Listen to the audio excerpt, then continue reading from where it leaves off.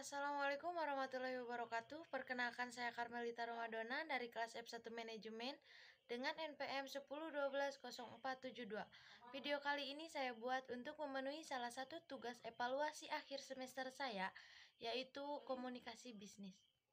Korespondensi merupakan salah satu bentuk komunikasi verbal yang digunakan untuk menyampaikan pesan-pesan bisnis maupun non-bisnis kepada pihak lain.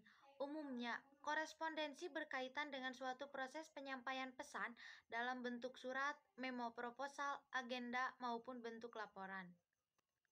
Resum. Resum atau kurikulum vitae merupakan laporan perincian kualifikasi pelamar yang kehadirannya tidak dapat dipisahkan dari surat lamaran kerja. Kemukakan poin-poin penting tentang kemampuan Anda dimulai dari tujuan karir, informasi pribadi, pendidikan, serta penguasaan bahasa asing. Kemukakanlah hal-hal tersebut dengan memperhatikan kerapian, kesederhanaan, kekuatan, dan kejujuran, serta gunakan bahasa yang jelas dan tidak bertele-tele. Adapun tentang cara pembuatan resum adalah mempersiapkan resum, rencana pengorganisasian, dan masalah-masalah yang muncul dalam penulisan resum. Surat lamaran kerja merupakan surat permohonan resmi untuk bekerja di suatu lembaga atau perusahaan. Surat ini biasanya juga disertai beberapa dokumen atau berkas yang menjadi lampiran. Berkas atau dokumen yang umum dilampirkan dalam surat lamaran kerja antara lain daftar riwayat hidup atau kurikulum vitae. Wawancara atau interview adalah kegiatan tanya jawab secara lisan untuk memperoleh informasi.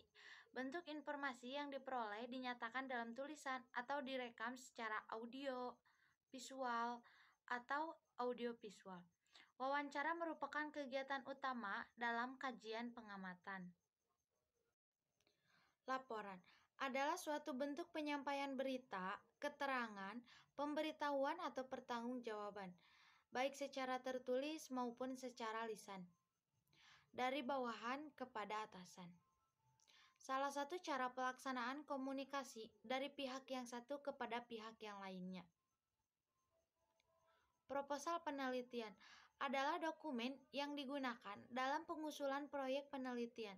Lingkup pengusulan proposal penelitian berada dalam bidang sains atau akademik. Tujuan penulisan proposal penelitian umumnya sebagai permintaan untuk mencari dana penelitian dari sponsor. Presentasi bisnis merupakan bentuk komunikasi yang berorientasi pada proposal yang disajikan dalam suatu lingkup bisnis kepada halayak yang relatif homogen dari berbagai tingkat pengambilan keputusan. Negosiasi. Negosiasi adalah suatu cara untuk mencapai suatu kesepakatan melalui diskusi formal. Negosiasi merupakan suatu proses saat dua pihak mencapai perjanjian yang dapat memenuhi kepuasan semua pihak yang berkepentingan dengan elemen-elemen kerjasama dan kompetisi. Pengertian rapat bisnis. Rapat bisnis didefinisikan sebagai bentuk pertemuan dua orang atau lebih di suatu tempat, baik di dalam ruangan maupun di luar kantor, untuk membahas hal-hal yang berkaitan dengan kegiatan bisnis. Laporan bisnis adalah suatu laporan yang memiliki sifat netral, tidak memihak, memiliki tujuan yang jelas, dan berisi rencana penyajian fakta kepada seseorang atau lebih maupun tujuan bisnis tertentu. Laporan singkat itu sendiri dapat berbentuk memo ataupun surat yang terdiri atas satu atau dua halaman. Secara umum, laporan singkat dalam dunia bisnis jarang dilengkapi dengan preliminary parts seperti lembar halaman, judul, surat pengantar, daftar isi, dan rangkuman atau abstrak, karena hanya terdiri atas satu atau dua halaman saja. Oleh karena itu, laporan singkat lebih menekankan pada tubuh atau body suatu laporan yang mencakup pembuka, hasil temuan, bahasan, dan bagian penutup. Laporan panjang sering disebut dengan laporan formal. Secara umum, jumlah halaman laporan formal lebih banyak daripada jumlah halaman laporan singkat. Oleh karena itu, perencanaan dalam menyusun sesuatu laporan formal sangat penting. Dalam membuat perencanaan formal, banyak hal yang perlu dipertimbangkan, antara lain mendefinisikan masalah, membuat kerangka untuk melakukan analisis, menyusun rencana kerja, melakukan penelitian, dan menganalisis data. Praktek memimpin rapat. Pengertian rapat adalah sejumlah orang yang bertemu untuk melaksanakan bisnis. Rapat menurut Ken Drive adalah yang pertama, untuk memperoleh partisipasi dan sambutan aktif. Yang kedua, sarana untuk memperoleh informasi dan menghasilkan umpan balik. Yang ketiga, memungkinkan untuk memberikan kontribusi secara pribadi dan menghasilkan perasaan persahabatan.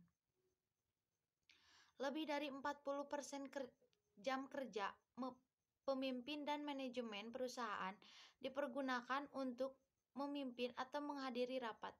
Jumlah jam kerja para eksekutif dan staf yang terpakai untuk menghadiri rapat kerja setiap tahun cukup substansial. Walaupun demikian, tidak sedikit pemimpin dan para anggota manajemen yang belum menghiraukan upaya untuk menyelenggarakan rapat kerja selektif mungkin, sehingga menimbulkan banyak keluhan tentang efektivitas rapat-rapat di tempat kerjanya. Komunikasi bisnis umumnya digunakan untuk berkomunikasi dalam kantor, berkomunikasi jarak jauh, mengkomunikasikan barang dan jasa, dan berkomunikasi dengan konsumen. Lebih lanjut, mereka menyatakan bahwa agar penggunaan teknologi informasi dalam komunikasi bisnis menjadi efektif, maka kita harus belajar untuk tetap menjaga perspektif bahwa teknologi adalah sebuah alat untuk perangkat yang dapat membantu untuk menyelesaikan berbagai pekerjaan, membantu komunikasi interpersonal atau komunikasi antar pribadi, bukan untuk menggantinya, dan lain-lain. Menjaga agar tidak terjadi banjir informasi menggunakan teknologi sebagai alat secara produktif, dan menggunakan teknologi untuk berkomunikasi atau berinteraksi dengan orang lain, utamanya konsumen atau klien. Adapun penggunaan teknologi informasi dalam komunikasi bisnis selengkapnya adalah sebagai berikut. Yang pertama, otomasi kantor. Yang kedua, berbagi informasi dengan karyawan. Yang ketiga, berbentuk informasi. Yang keempat, tetap terhubung dengan konsumen, kolega, dan penyuplai. Yang kelima, menjalin kerjasama atau berkolaborasi. Yang keenam, menciptakan dan mengembangkan produk dan jasa. Yang ketujuh, penghemat biaya. Yang kedelapan, memudahkan akses informasi dan komunikasi. Yang kesembilan, berinteraksi dengan konsumen. Yang kesepuluh, membangun dan memelihara hubungan antar produsen dan konsumen. Yang ke-11, penasaran. Ke-12, mengelola inventaris. 13, manajemen data. 14, sistem informasi manajemen.